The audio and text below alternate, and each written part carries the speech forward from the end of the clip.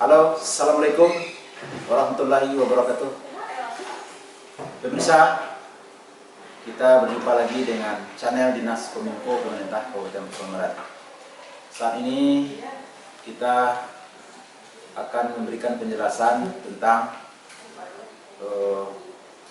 seleksi penerimaan CPNS tahun 2021. Pemirsa, saat ini menjadi CPNS masih idola bagi semua kalangan. Hal itu dibuktikan dengan semakin tingginya animo dan minat masyarakat atau lulusan perguruan tinggi untuk ikut seleksi sebagai calon pegawai negeri sipil di Kabupaten Pasaman Barat, yang saat ini angkanya pelamar yaitu mencapai 9.157 pelamar, yang insya Allah pada tanggal 7 Oktober nanti akan mengikuti seleksi kompetensi dasar di Balerong kantor Bupati. Baik, untuk lebih jelas dan terangnya bersama kita Bapak Asrul, Kabid Pengadaan dan Mutasi ASN BKPSDM Kabupaten Pasaman Barat. Pak Asrul, apa sih enaknya jadi PNS itu sehingga masyarakat atau lulusan perguruan tinggi ikut berbondong-bondong untuk melaksanakan ikut seleksi ini? Monggo Pak Asrul. Ya, terima kasih Pak Yul. Assalamualaikum warahmatullahi wabarakatuh. Alhamdulillahirrahmanirrahim. Kita panjatkan puji syukur kita kepada Allah SWT pada pagi menjelang siang ini. Terima kasih atas kunjungan dari Kominfo Pasaman Barat telah berkunjung ke kantor kami ini dalam pelaksanaan seleksi CPNS dan P3K tahun ini. Kita melihat masih tingginya animo masyarakat kita untuk ikut dalam seleksi ini. Seperti kita ketahui, masyarakat kita masih melihat profesi pegawai negeri sipil ini suatu profesi yang menjanjikan.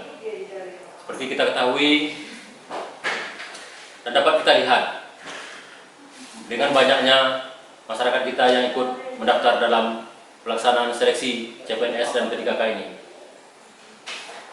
Kalau melihat enaknya sebagai PNS ini, Pak John, kami merasakan yang pertama, dari segi kesejahteraan sudah mencukupi, walaupun dibandingkan dengan profesi-profesi lain masih kurang, Pak John.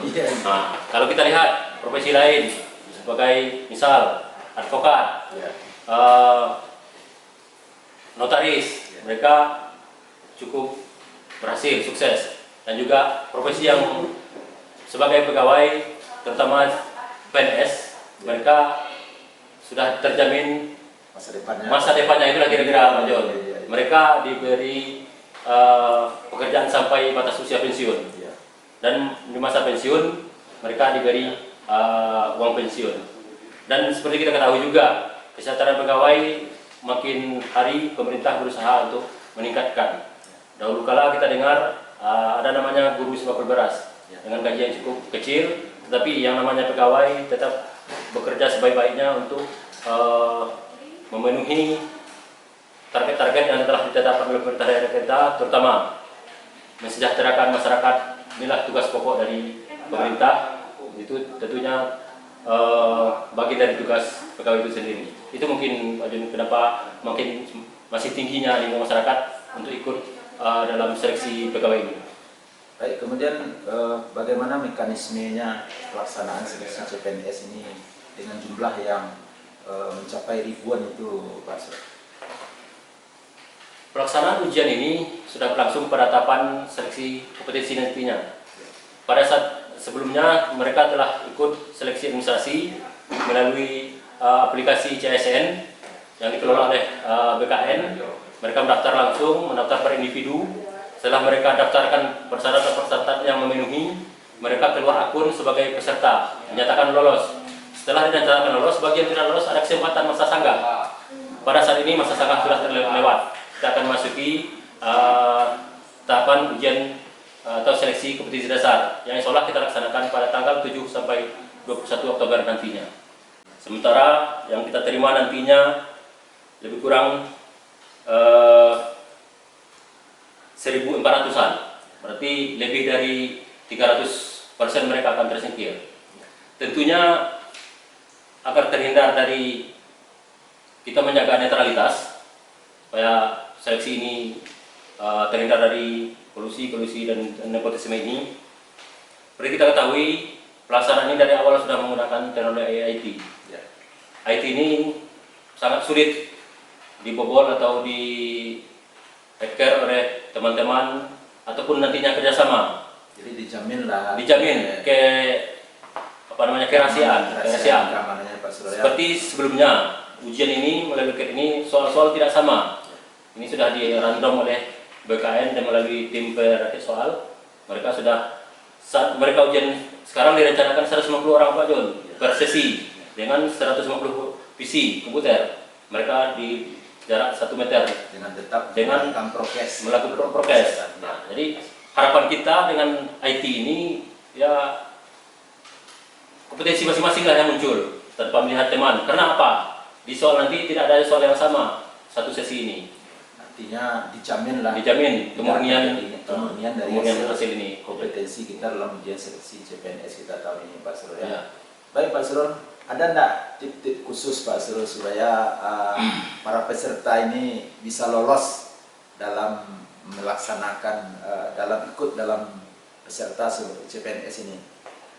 Baik, ini perlu juga kami sampaikan kepada teman-teman calon peserta seleksi nantinya. Yang pertama, di masa pandemi kita harus menjaga imun tubuh kita agar di hari pelaksanaan nanti kita tidak terpapar COVID ini. Yang pertama. Yang kedua, kembali segarkan ingatan dengan pelajari kompetisi-kompetisi apa nanti yang akan disampaikan. Ada 3 kompetisi dasar yang harus dilalui nanti di saat ujian ini. Segarkan kembali ingatan, mungkin yang selama ini sudah lama tidak melihat kompetisi-kompetisi ini yang ada, segarkan kembali. Dan perlu juga diperhatikan bagi teman-teman peserta, ingat waktu. Ini waktu dibatasi di sini. Nanti dalam ujian, laksanakan atau tulis atau kerjakan soal-soal yang dirasa benar, kebenarannya itu 100% kita yakin. Kalau masih ragu, lanjut. Ini mungkin salah satu trik nih Pak John. Jangan terlena kita baca berulang-ulang dengan soal yang sama. Sementara kita berburu dengan waktu. Jadi tinggalkan dulu, lanjut yang lain. Kalau kita telah yakin baru lanjut lagi. Itu salah satu trik mungkin Pak John yang bisa disampaikan untuk bisa lolos. Karena itu tadi soalnya waktunya kita berburu dengan waktu. Dan juga jangan terlalu waktu lama jangan grogi juga, karena waktu ini sudah disesuaikan. Tim rakit soal pun membuat soal ini sudah sesuai dengan analisa-analisa. Ada soal yang kategori sulit, ada soal kategori sedang, ada kategori mudah. Jadi jangan terlena kita di saat ujian butir soal itu sulit. Mana tahu di bawahnya ada yang lebih mudah. Itu mungkin salah satu trik selain penyegaran tadi. Baik Pak Srul. Berarti setelah dilaksanakan SKD, ya, kapan lagi dilaksanakan kompetensi bidang selanjutnya Pak Srul? Untuk pelaksanaan kompetisi bidang kita masih menunggu selesai yang ini dulu Pak Jul, SKD ini keluar hasil, kita menunggu jadwal berikutnya dari BKN. SKD persisnya tanggal berapa tadi? Pelaksanaan SKD ini direncanakan sesuai dengan jadwal yang telah diterbitkan oleh BKN. Ya. Kita di Pasaman ini untuk CPNS dan pendidikan non guru tanggal 7 sampai 21. Kita lagi mempersiapkan Oktober Pak Jom. Kita lagi mempersiapkan dan mudah-mudahan hari ini edarannya selesai Nanti teman-teman bisa lihat juga dari situsnya BKPSDM. Dan juga teman-teman bisa juga lihat nanti di info paspor melalui Diskominfo. Setelah nanti kita edar ini selesai, kita akan share dengan Diskominfo. Teman-teman bisa lihat nanti berita-berita seputaran seleksi kompetisi dasar ini yang nanti akan kita sampaikan melalui Diskominfo. Itu mungkin Pak Jun. Baik Pak Asrul, untuk statement closingnya, barangkali dari sekian yang diterima oleh apa yang diharapkan oleh pemerintah terhadap mereka ini yang jika lolos nanti sebagai PNS Kabupaten Pasaman Barat. Harapannya pemerintah daerah seperti kita ketahui Pasaman Barat saat ini sedang berusaha meningkatkan pendapatan, meningkatkan kesejahteraan masyarakat. Tentunya harapan kita dengan adanya calon PNS dan P3K yang nanti yang terpilih, mereka betul-betul memiliki kompetensi di bidangnya yang mampu menggali, mengembangkan potensinya ada di Pasaman Barat ini. Seperti kita ketahui Pak Jun, Pasaman Barat inilah memiliki sumber daya alam yang cukup luar biasa. Seperti yang sampaikan Bupati kemarin, kita dan nagari kita Sungai Beremas. Artinya apa? Di sana terkandung emas.